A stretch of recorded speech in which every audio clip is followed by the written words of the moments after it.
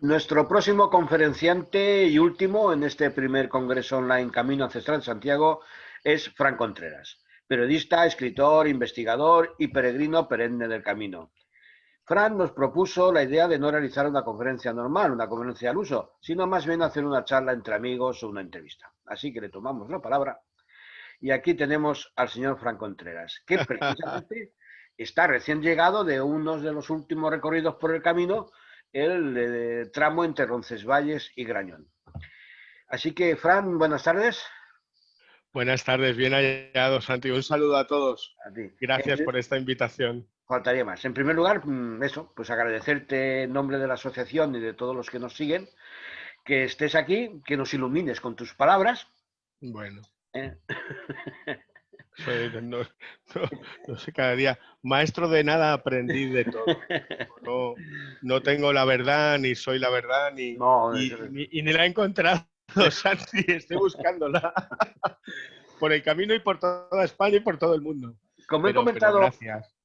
Como he comentado en la introducción, hace nada que has finalizado el tramo Sí. Roncesvalles-Grañón, o sea que de primera mano nos puedes decir cómo está el camino en estos momentos con la pandemia del COVID y toda esta situación que estamos atravesando. Sí.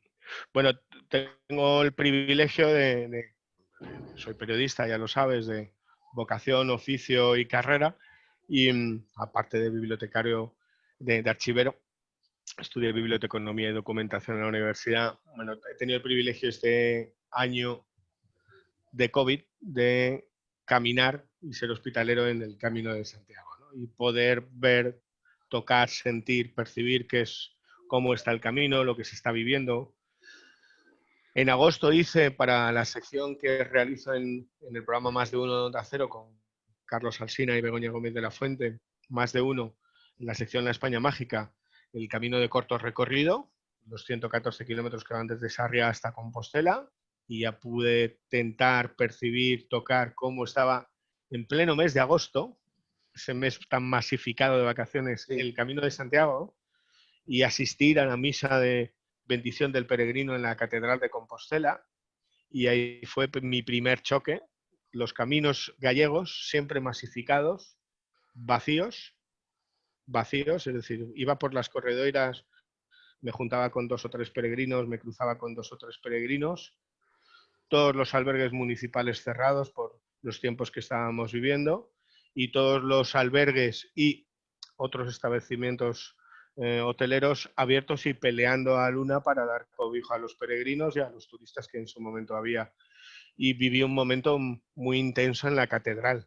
La catedral ahora se ha cerrado, ya, no sé si, imagino que muchos lo sabrán, pero salía la noticia hace 24 horas, sabes que están de reformas, y ahora han cerrado para quitar todos los andamiajes de cara al Xacobeo 21, pero hasta hace 24 horas que estaba abierta, a la catedral, a la misa de bendición del peregrino, solamente podían entrar 100 peregrinos haciendo una cola, y viví una misa de peregrino en Compostela única y fascinante.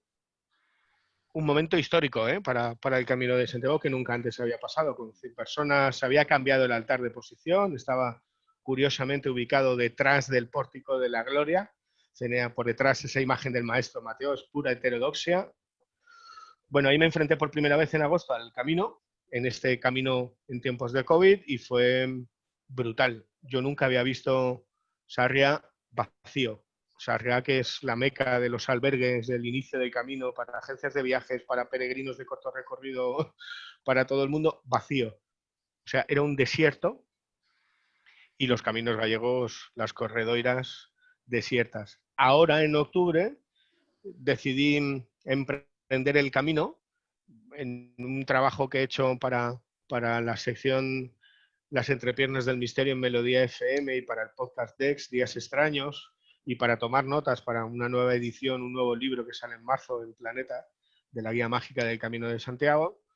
Y he recorrido Navarra y La Rioja, 220 kilómetros. Comencé en Saint-Jean-Pied-de-Port, en Francia, subí los Pirineos por el collado de Lopoader, no por Valcarlos, subí por montaña, pasé toda Navarra, toda Rioja hasta Grañón, y en Grañón tuve que parar, sí o sí, porque, bueno, muchos no lo saben, pero cuando el peregrino está caminando está haciendo un viaje itinerante, con lo cual siempre que se cumplieran las normativas vigentes en cada ciudad o en cada pueblo, podía seguir su camino, es decir, podía seguir peregrinando. Pero a finales del mes de octubre, Castilla y León decidió cerrar el paso a partir del día 30 a todos los peregrinos que no estuvieran dentro de la comunidad. Yo estaba todavía en La Rioja, así que tuve que detenerlo y se ha convertido en un camino muy especial en el que me vuelve a recordar el camino y nos vuelve a recordar a todos el camino, que lo importante no es llegar sino caminar. Que el camino no es llegar al objetivo, llegar a Compostela o Finisterre, sino que es caminar. Y en este camino pues he tenido que parar. He estado en Grañón ayudando a mis amigos Ernesto y Necane en septiembre y luego durante unos días a dar hospitalidad. Y ahora me he vuelto a Madrid. Sabes que ayer fue mi cumpleaños, estoy con mi familia madrileña celebrando mi cumpleaños y en unas horas tengo que ir para Valencia a dar conferencias sobre el Santo Cáliz. Hay un congreso, amigos del Santo Cáliz de Valencia, el nuevo camino del Grial que se va a inaugurar en unos meses y he tenido que parar. ¿Y qué me he encontrado? Bueno, tengo una disyuntiva. Si te quieres que te hable como reportero y como periodista, sí. Bueno, me he encontrado mucha rabia, no es la palabra, mucha frustración, pero también mucha fuerza y mucha esperanza.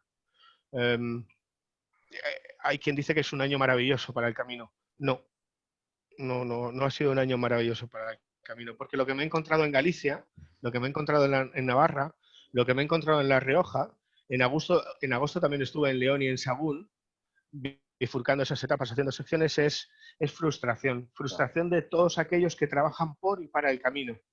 Todos los que tienen albergues privados.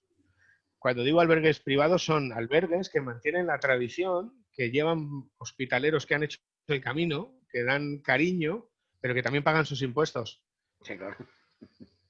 Si no, no hay albergue. Exactamente. Si sí. no, te vas a uno religioso, que los religiosos no pagan impuestos.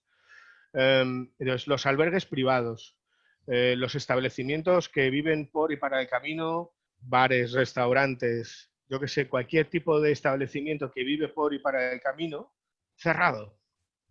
Y desolación, frustración. Me lo he encontrado en Galicia, donde además todos los albergues municipales estaban cerrados y todos los servicios de albergues privados y hoteleros estaban volcados con los peregrinos. Me lo he encontrado en Navarra, donde además se cerraron bares y restaurantes, con todo lo que ello conlleva. Me lo he encontrado en La Rioja, es decir, me he encontrado un camino muy frustrado, pero al mismo tiempo con gente muy positiva, con mucha fuerza, con una certeza de que esto se va a salir, de que va a venir un año maravilloso, maravilloso. Ese es el camino que he encontrado y te lo podía contar como periodista o como reportero, ¿no? Como peregrino y como hospitalero, que he sido, pues fíjate, mi primer camino fue en el 2004, han pasado 15 años, he hecho 10 caminos y este es el 11º. Mis piernas llevan más de 11.000 kilómetros y unos cuantos albergues, donde he tenido el privilegio y me han dejado ser o ayudar a dar hospitalidad y aprender a ser hospitalero. Lo que me he encontrado es un camino fascinante. Me he encontrado en unos tiempos en los que mucha gente se queja de la masificación del camino, me he encontrado un camino con gente que peregrinaba, no que peregrinaba, porque cada uno va a hacer el camino con los motivos y propósitos. Me he encontrado con gente con un sentido, con un propósito muy auténtico. Me he encontrado los albergues que me he encontrado abiertos manteniendo un estricto protocolo que ya anunció en marzo la Asociación de Municipios del Camino de Santiago, cumpliéndose a rajatabla.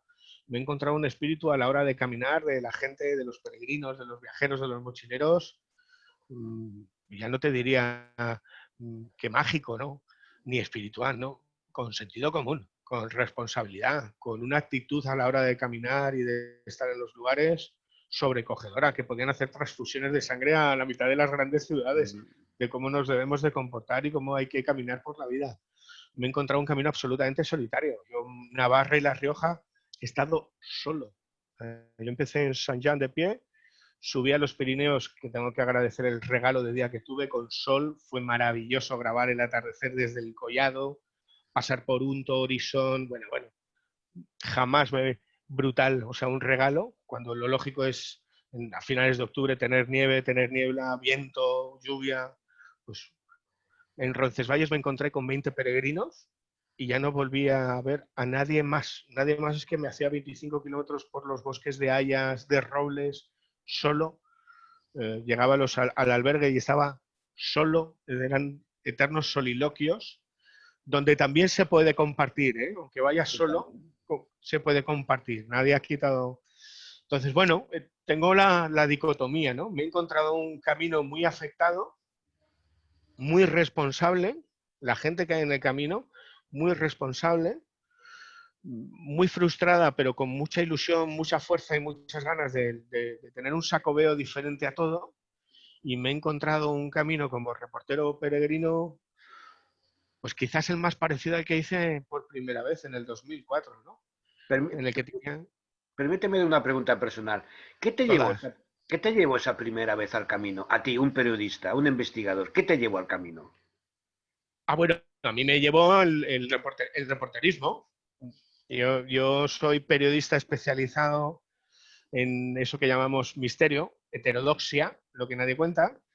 Lo que hago es periodismo de investigación especializado en esas temáticas, y mi primer camino fue en el 2004. Había fundado Milenio 3 con Iker, con Carmen, con Santiago Camacho. Veníamos de haber sido redactores, reporteros de la revista Enigmas con Fernando Jiménez del Oso en el 2000, en 1995, y después de 8 años ahí como redactores, reporteros de la mítica ya desaparecida revista Enigmas de Fernando Jiménez del Oso. El gran maestro. El gran maestro, amigo, confidente. Bueno, fundamos Milenio 3 en la cadena SER en el 2002, y después de 2 años yo era el reportero dicharachero. Iba a las casas encantadas, investigaba, entrevistaba testigos, iba a los recintos militares para saber si habían visto pilotos, comandantes y coroneles ovnis, me colaba en catedrales e iglesias buscando las grandes reliquias del cristianismo, el sudario de Oviedo, el Lignum Crucis de Liébana, el Santo Grial de Valencia. Hacía un reporterismo también más duro, ¿eh? Me infiltraba en sectas de todo tipo para desenmascarar a los que nos engañan con la fe y con lo divino y lo humano ahí entremezclado. Y en un momento dado le propuse a Iker y a Carmen, digo, voy a hacer el Camino de Santiago, vamos a hacer el diario de un peregrino, el diario de un reportero. ¿Y en qué consistía? Pues en cada semana, teníamos el programa los fines de semana, entrar en directo desde allí donde estuviese y contar lo que había sido toda esa semana, ¿no? Pasando misterios de todo tipo. Ese fue mi primer encuentro, y mi primer camino era un camino de un reportero en busca de historia, leyendas, misterio y misterios. Pero aquel camino me transformó. Cuando llevaba 8 días, me transformó personalmente y me transformó profesionalmente. Cuando llevaba 8 días caminando, además es muy curioso porque está muy vinculado a la figura del Grial. Ahora que voy a Valencia al Congreso, con buenos amigos como Javier Sierra, lo contaré. Había hecho una entrevista en septiembre a Antonio Beltrán, catedrático de Arqueología de la Universidad de Zaragoza, la única persona que ha estudiado el Grial de Valencia, que lo ha analizado. Bueno, pues un mes después, venga, vamos a hacer el Camino de Santiago. Decidí hacer el Camino de Santiago por el camino originario, para mí es el de Jaca. Entraba por Sumus Portum, por Somport, hasta la Catedral de Jaca, que se construyó a la par que la Catedral de Santiago, una para ser inicio y otra para ser final, para albergar el Grial, que nunca llegó a estar. Pasé por San Juan de la Peña y al 8º día en Eunate todo cambió. Yo llegué a Eunate y ese fue el día que cambió todo, o que me cambió todo. Yo llegué a Eunate a las 8:30 de la tarde, era de noche, llovía, hacía un frío brutal, Santi. Allí había un albergue en aquel entonces que siempre estaba abierto. Iba con 3 peregrinas más. Yo recuerdo que me metí, todos los que hayan hecho el camino lo conocerán, es como un senderito pequeño entre un maizal muy alto. Después de Olcoz giras a la derecha y te metes por un senderito. Yo lo único que veía era el farolillo del albergue. Ahí, aquí estaba lloviendo, iba con mi bordón que todavía guardo. No podía con mi cuerpo, cojo perdido, y cuando llegamos a Eunate, el albergue estaba cerrado.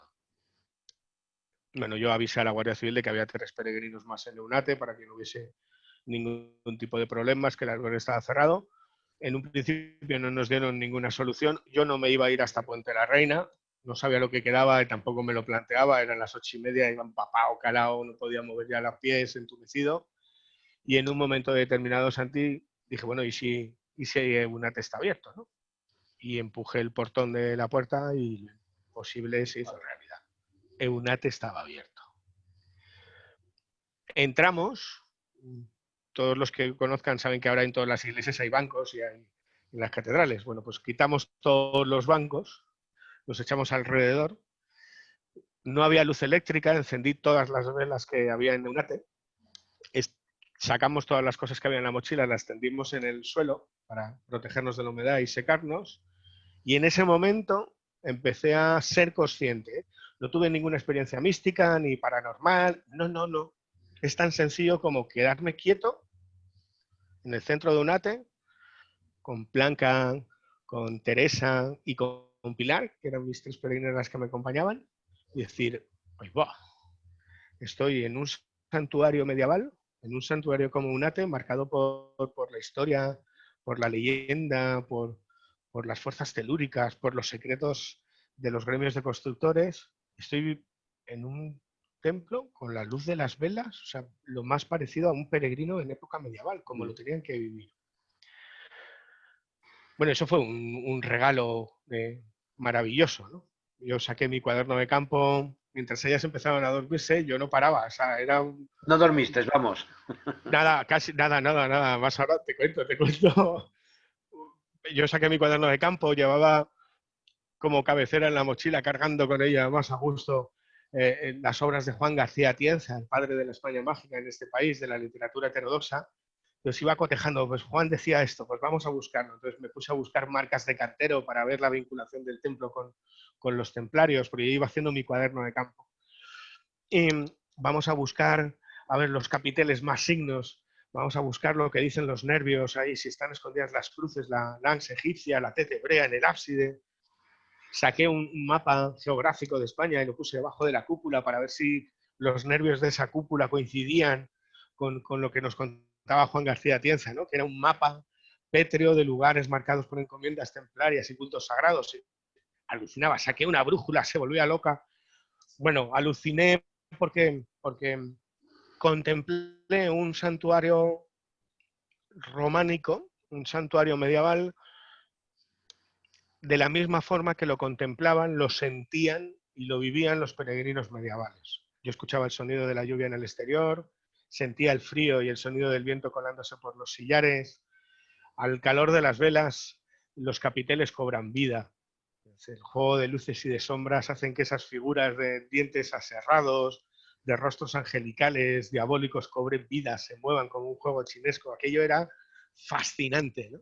Empecé a ser consciente del lenguaje que se utilizaba y que encontramos a día de hoy, que se nos ha olvidado y no reconocemos en los templos que vertebran el Camino de Santiago, el románico y el gótico, el símbolo, el número, la medida, la forma. Empecé a sentir una energía especial, que es la de estar en un momento así. Bueno, al cabo de las horas yo creo que no dormí, ellas se quedaron durmiendo, pero al ratito entró la hospitalera al grito de herejes, herejes, herejes, y nos echaron, eran cerca de las 6:30 de la mañana. Luego nos pidió perdón y nos invitó a quedarnos 2 días más en Eunate, en el albergue. Fue la primera vez que yo hice de hospitalero o que aprendí a ser hospitalero. Es decir, a cuidar a los peregrinos, a darles un abrazo, a escucharles, a ayudar a preparar los desayunos, las comidas o las cenas. Yo me quedé 2 días más y lo mágico y lo fascinante, siendo consciente de que estaba viviendo algo que no estaba planificado, porque yo era un reportero 4x4 en busca de otras historias, ocurrió el día que me iba. Y es la única experiencia que cuento en la guía mágica del Camino de Santiago de Ediciones Luciérnaga Planeta. Y es que mientras cotejaba los datos que tenía en el cuaderno de campo, Santi, se me cayó el bordón en la puerta y ahí apareció una nota. Y en esa nota había un texto. Y ese texto decía que los caminos se abran para recibirte, que el sol ilumine y bañe tu rostro, que el viento siempre sopla a tu espalda, que tu paso nunca tenga fatiga, que tu alma no desfallezca, que la lluvia moje tus brazos y piernas y hasta que volvamos a encontrarnos, buen camino, peregrino. A partir de ahí, siguió haciendo el camino un reportero. Localicé testimonios de fantasmas en sitios que hay en el Camino de Santiago, en monasterios y en castillos, en museos. Localicé testimonios de testigos de esas luces en los cielos y de esos ovnis, ¿no? Esos objetos volantes no identificados. Localicé documentos colándome en archivos y accediendo a archivos de Cristos y de vírgenes milagrosas. Descubrí un montón de cosas, pero descubrí otra forma de ver y de vivir el camino, de caminar en el camino, que hoy, 15 años después, 10 caminos, este es el 11º, te puedo decir que a mí me transformó personalmente, me sigue transformando cada vez que voy y amplió profesionalmente mi trabajo como reportero. Desde ese momento, para mí el camino se mostró como un maestro y no he dejado de aprender y el camino me ha dado tanto que yo le sigo dando al camino. Pero mi primera intención era ser reportero. Ahora, bueno, ahora lo que intento es seguir demostrando en cada camino día a día que tenemos una ruta maravillosa, que España es un país fascinante, que el Camino de Santiago sigue siendo la ruta mágico-sagrada más importante de todas las existentes en pleno siglo XXI, que es un museo al aire libre, que fue y es la red, bueno, la calle mayor de Europa. Europa se construyó caminando a Santiago, que fue la red de redes, lo que hoy conocemos como Internet, era el Camino de Santiago, que por allí circularon todo tipo de conocimientos oficiales y no oficiales, de sabidurías, de filosofías. Mi propósito desde entonces es demostrar que el Camino de Santiago tendrá muchos propósitos y tantos propósitos como peregrinos. Todo el mundo dice, he hecho el Camino de Santiago. Con lo cual, es demostrar que estamos ante una ruta fascinante en muchos aspectos y que a nadie deje indiferente. Y seguir apostando por demostrar que tenemos un patrimonio, que España es mágica, que tenemos un patrimonio alucinante, que vienen de medio mundo a disfrutar de lo nuestro. Hablando de ese patrimonio, vamos a dividir un poco. Desde el punto de vista de patrimonio, desde el punto de vista artístico, desde el punto de vista monumental, ¿qué 3 lugares del Camino de Santiago recomendarías? Desde el punto de vista simplemente monumental, que a ti, personalmente... ¿Solo monumental? Solo monumental. Uf, qué difícil, macho. Del Camino de Santiago francés, que esa es otra, que para mí el Camino de Santiago es el francés. Luego tienes rutas culturales y caminos de peregrinación, pero no Camino de Santiago. Bueno. Del Camino de Santiago francés. Bueno, mira, ¿puedo poner 2 en 1? Venga, sí. Vale. Jaca y San Juan de la Peña. Jaca porque pasa para todos desapercibidos, pero es la primera muestra de la arquitectura del arco ojival. Eso se llama gótico. Y en Jaca lo tenemos un siglo antes de que aparezca en Francia y nadie lo cuenta. Y además tenemos uno de los grandes símbolos de los gremios de constructores, que es el crismón. El primero, ahí donde te tienes que arrodillar, esas 3 inscripciones enigmáticas, donde el puro de corazón se tiene que arrodillar delante del león. Jaca, que fue la catedral que se construyó como inicio oficial del Camino de Santiago en época medieval, antes de la existencia de Roncesvalles, y a la par que Compostela, pero sobre todo por ese guiño que también lo encontramos en Iguacel, el arco ojival. Un siglo antes está ahí. San Juan de la Peña, me parece la mayor muestra de el ser humano y la naturaleza, la combinación. Ya no te hablo de la cristianización, que lo fue. Era un lugar pagano de cultos ancestrales a la madre tierra, donde había otros dioses como el sol, como la luna, como las estrellas. Es Gaia, sino la combinación del ingenio humano con la naturaleza, ese monasterio. Inmersión en la tierra, ¿no? Esa inmersión de la pura simbología, ¿no? Te metes en el interior, viajas hacia tus sombras para volver a renacer en la luz, el viaje del noble héroe, diría Dante, y además en una montaña, tocando el cielo. Ese sería uno. El siguiente, sin lugar a dudas, sería la Catedral de León. O sea, los 1.800 metros cuadrados de vidrieras son una explosión, es algo único en España, con reminiscencias a la catedral de Chartres en Francia, pero es que es la alquimia, de la misma manera que Jaca marca las iglesias de peregrinación, el románico. En León tenemos la mejor muestra del gótico, ese cambio de conciencia, dejamos la cueva, lo sombrío, para trasladar la luz y la luminosidad y la verticalidad. Los muros desaparecen, se quedan en su mínima expresión y aparece el vidrio. Y con el vidrio, eso que a ti nos gusta y a muchos nos gusta, ¿no? La alquimia, lo cromático, la alquimia de los colores, ¿no? El arte de la luz, y que te demuestra cómo tanto el románico y el gótico no eran artes decorativos. Hoy tenemos la costumbre de, ¡ay, qué bonito está, qué arquitectura! No, no, no, no. El románico y el gótico se mueve por el símbolo, es el lenguaje del símbolo de las emociones. Se fueron edificados, hay que pensar cómo fueron edificados y para quién fueron edificados.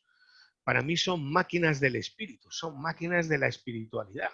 En un tiempo en que la gente no sabía ni leer ni escribir, Santi, cuando llegabas a un templo románico, a un gótico, aquel hombre del pueblo que vivía en chozas de barro y de madera, sabía interpretar el mensaje oficial y el mensaje no oficial, el escondido, el que tallaban los gremios de constructores, y se manejaban por los sentidos.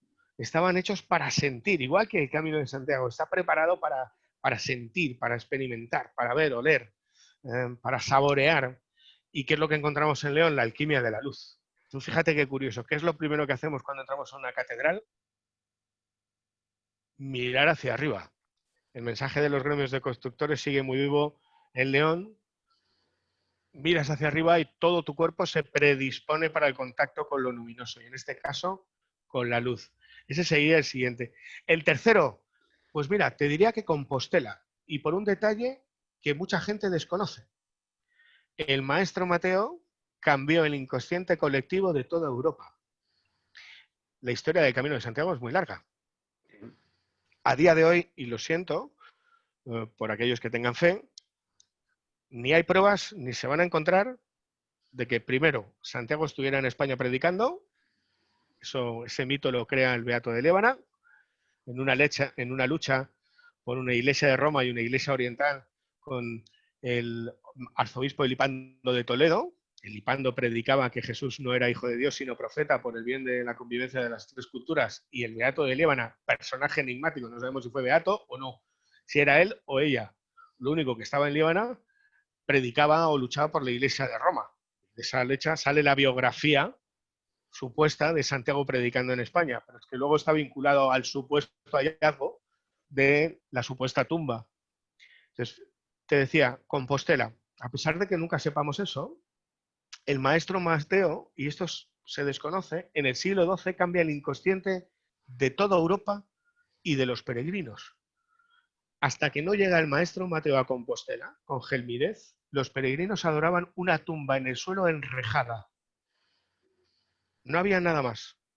Y en un momento en que la iglesia persigue la idolatría, fíjate qué interesante, la iglesia persigue la idolatría, llega el maestro Mateo y se saca de la manga la figura que ahora está siendo reformada, la que todos abrazamos, es del maestro Mateo, es de piedra. Lo que pasa es que en el siglo XVIII se la cubrió con ese chapeado de oro y de plata. Esa que abrazamos, y luego en paralelo, otra figura, el Pórtico de la Gloria. Y ahí, con esa obra, el Pórtico de la Gloria y el Santiago Apóstol que todos abrazamos en la capilla mayor de la catedral, se cambia el inconsciente colectivo. Todos los peregrinos de Europa en el siglo XII tienen una imagen que adorar, con todo lo que ello conlleva. Yo me quedaría con esos tres lugares. Arquitectónicamente hablando o artísticamente hablando, habría mucho más, que todo el camino tiene. Sí, no, claro, todo el camino es, ¿no? No, aparte de que aquí no es el lugar tampoco para entrar, pero yo te diré una cosa, yo creo que Santiago está enterrado en Compostela. Yo creo que no. Yo creo que no. Pero no eso es el lugar para discutirlo. Yo creo que no. No. Hay quien piensa que el Camino de Santiago tiene un origen religioso. No, eso está claro que no. Bueno, eso es falso. Y a nada que bucees en la historia, a nada que bucees... O sea, ¿tiene un origen religioso? Sí. ¿Por qué?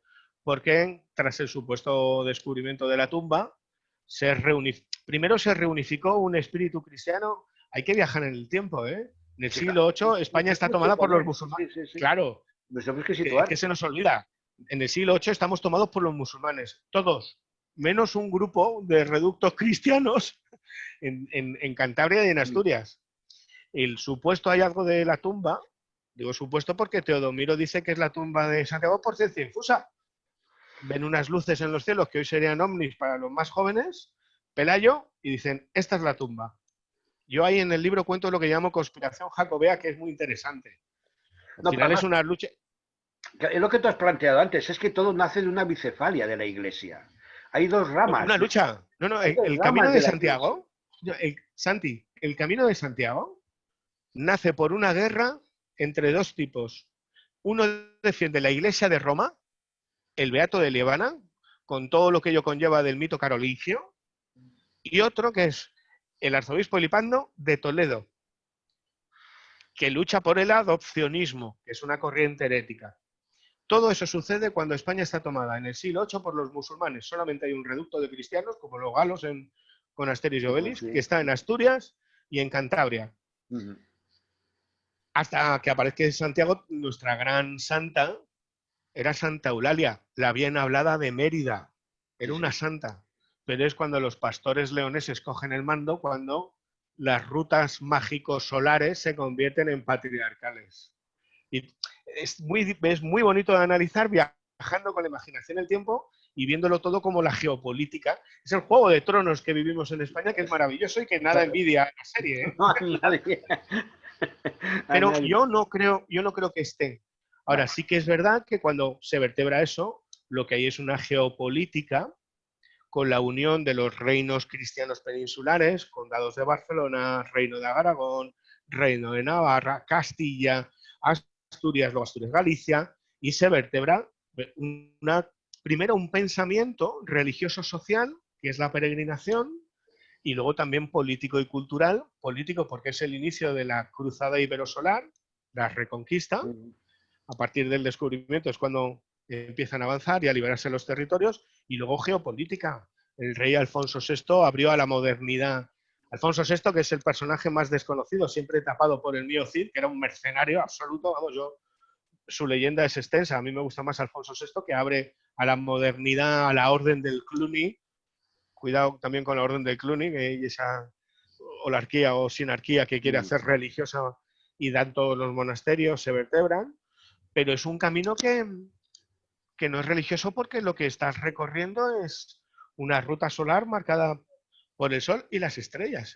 Son los pasos que el hombre neolítico hacía para descubrir. No, sin ir más lejos, el Calis Janus de los romanos en el siglo I. Por ejemplo. Todo el paralelo 42 Por que después ejemplo, ocupa el camino. Finisterre es el Arasolis, el antiguo Bueno, fin del mundo. dejemos esa. Vale, sí, que tampoco. Porque si no, no lo importante acabamos. es el camino. No, porque si no, no acabamos, ¿no? Entonces, volviendo a lo del. Hemos visto tres lugares, digamos, de monumentales que a ti te gustan. Sí. Ahora vamos, porque el camino está lleno de multitud de tradiciones, de leyendas. Tú lo has dicho, está repleto de magia, ¿no? ¿Qué tres lugares mágicos no nos debemos perder? Mágicos, ¿eh? Para ti por lo menos, para Fran Contreras. Tres lugares mágicos. Mágicos. Para ti, ¿eh? Bueno, habría muchos, ¿vale? Pero el primero es Eunate. Entonces, a mí es el lugar que me transformó, que me cambió la vida. La forma de ver y de vivir la vida. Vi otro camino y el camino se mostró, como te he dicho, como un maestro. Nada espiritual, o sea, nada religioso, ¿no? Humano, espiritual.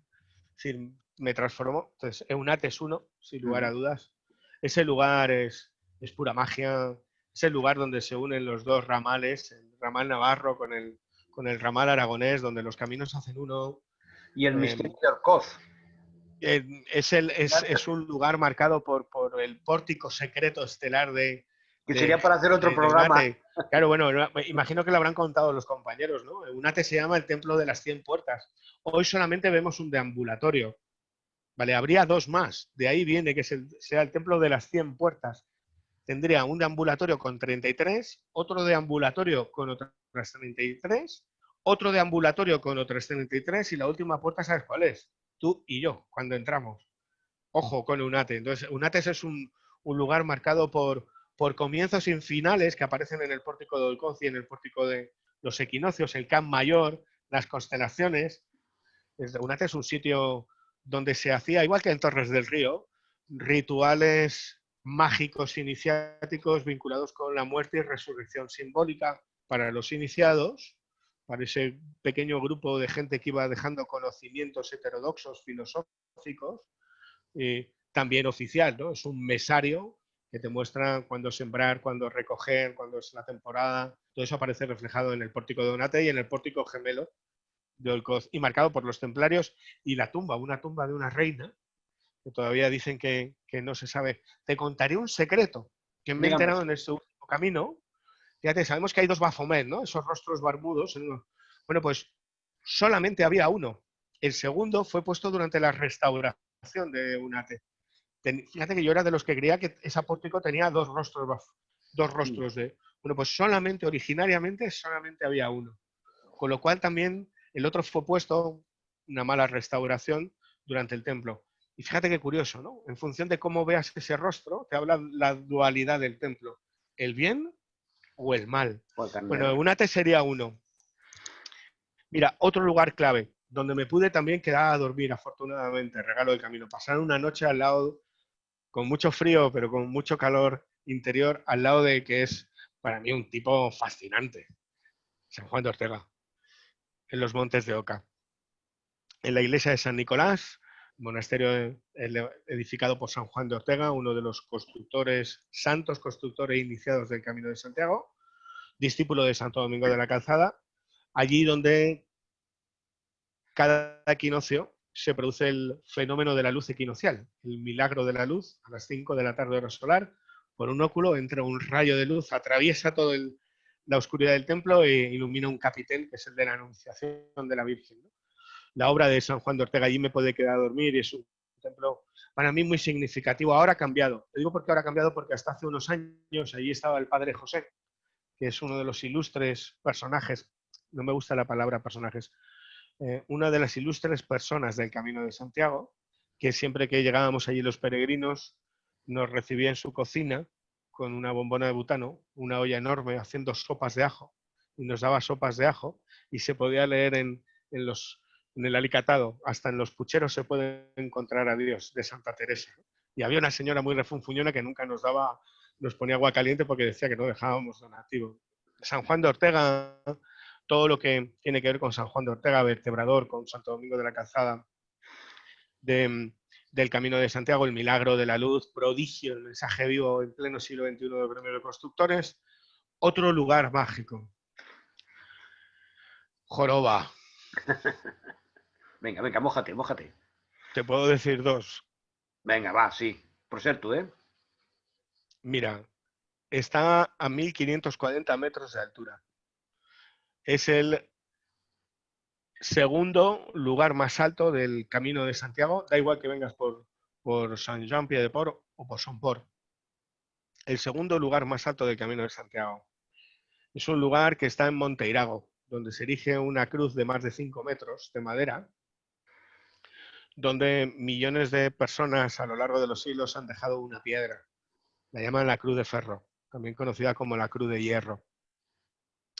Es la frontera entre la Maragatería y el Bierzo. Subes desde Rabanal del Camino, pasas Foncebadón y llegas a la Cruz de Ferro para luego empezar el descenso a la Ponferrada. ¿Y por qué este lugar?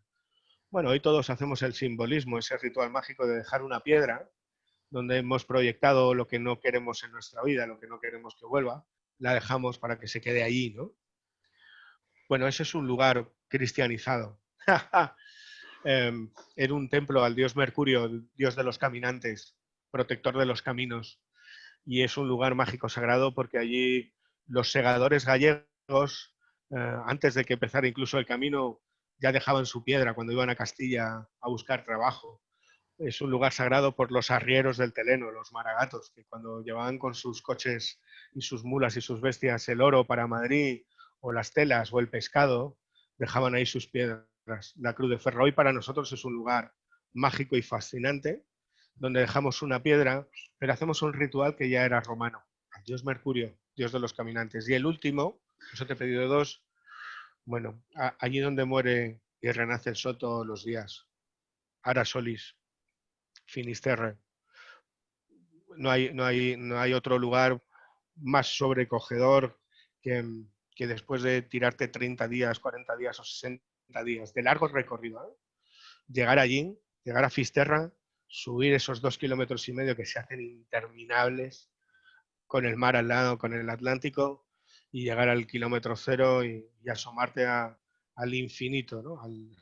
Al lugar donde hasta el siglo XV no había nada más. Non plus Al, ultra. al, al lugar, al lugar donde después de la séptima ola estaba el mundo de lo invisible de los celtas, al lugar donde los celtas irlandeses quemaban sus ropas para tener un buen retorno, fíjate, a sus tierras, un lugar donde marcado por los templarios y donde, y esto me lo contó el alcalde de Fisterra, donde está el auténtico grial en Galicia, que no es Cebreiro.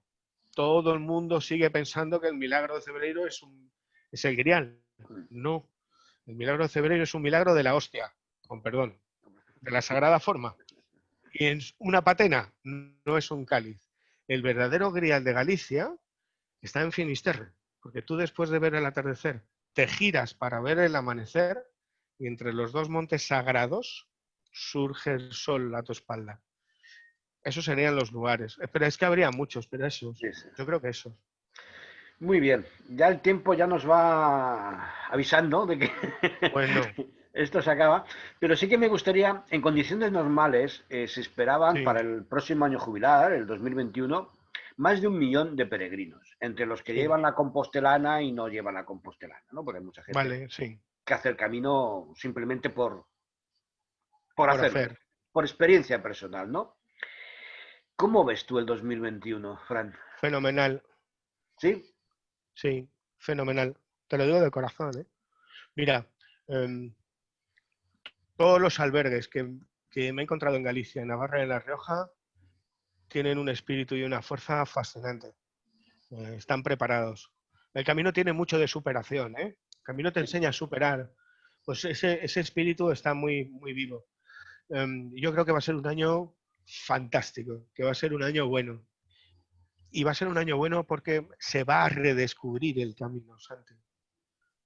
Eh, no sé si podremos salir de España o no, si la gente saldrá de España o no, ¿Y si podrán pero, venir? pero es un año formidable para que la gente, da igual con qué propósito, da igual que camines Sí, 2 días, un día o 2 meses, redescubras que tenemos un país maravilloso y que en ese país está la ruta mágico-sagrada, religiosa, artística, cultural, más importante de todo el mundo. Y yo creo que la gente se va a lanzar al camino y me da igual si hay turiperegrinos o no hay turiperegrinos, me da igual las etiquetas, me da igual no si sé, hay eso es lo de menos, puristas o sí. no, me da igual si hay puristas o no hay puristas, me da igual. La gente se va a lanzar a redescubrir qué es eso del Camino de Santiago. Y eso es maravilloso. Y la gente está completamente preparada para todo lo que venga. Yo desde marzo estoy en contacto con la asociación, con Miguel, el presidente de la Asociación de Municipios del Camino de Santiago. Hay que recordar la labor que hicieron desde la Asociación de Municipios del Camino de Santiago, desde Sacobeo y desde la Federación de Asociaciones del Camino, porque cuando nos confitaron, ellos se preocuparon de sacar a los más de 5.000 peregrinos que había por los Que estaban en caminos. el camino. Y nadie ha contado nada de eso, ¿no? Avisaron a todos los peregrinos, les ayudaron para buscar billetes de autobús, de avión, de tren para volver a sus hogares, en los albergues que estaban oficiales, que estaban preparados, les cubrieron todas sus necesidades. Ellos durante esos meses hicieron hasta 4 protocolos. Los protocolos que hay en un albergue, que ellos tienen los sellos, ¿eh? No nos confundamos. Tú cuando vayas a un albergue tienes que buscar que tenga el protocolo de Asociación de Municipios del Camino de Santiago. Si no, El ahí ya tú, reconocimiento, sí. ahí ya tú decides tu camino. pero que tengan los sellos. Asociación Municipio del Camino de Santiago han hecho hasta cuatro protocolos avalados por el gobierno y son más estrictos que un hotel, que un hostal o que una pensión. Y todos han trabajado de una forma maravillosa, o sea, unos niveles espectaculares. Yo creo que va a ser un buen año y que la gente va a redescubrir. La gente tiene muchas ganas de caminar, los que han hecho el camino, las asociaciones tienen muchas ganas de compartir, de convivir, de caminar. Y va a ser un año para que mucha gente redescubra el camino.